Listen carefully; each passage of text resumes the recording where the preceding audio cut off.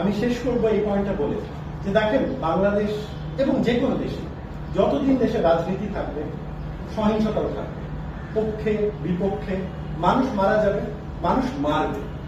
কিন্তু প্রশ্নটা হচ্ছে, যেই মারা যায় বা যেই মারুক, তার জন্য আইনের শাসন থাকবে কি থাকবে না? প্রত্যেকটি মৃতকে, সে আমার পক্ষের হোক বা বিপক্ষের হোক, তার শরীরের উপরে যে নির্যাতন, তার শরীরের যে ব্যথা, এটাকে আমি দরদ দিয়ে দেখব, নাকি আমি দারোয়ান হিসেবে রিসোর্সের মালিকানা নিয়ে বসে থাকবো? প্রশ্নটা এই জায়গায়। আমি এই প্রশ্নের উত্তর আসলেই জানি, কিন্তু এই প্রশ্নটা আমাকে ভাবায় প্রচন্ড ভাবে।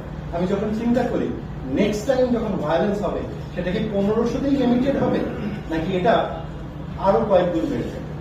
যদি আমরা ওই ভবিষ্যৎ ভায়োলেন্সটা অ্যাভয়েড করতে চাই, তবে সমাজে শান্তি, দরদ, রিকনসিলিয়েশনের বাইরে আর কোনো জায়গা নেই।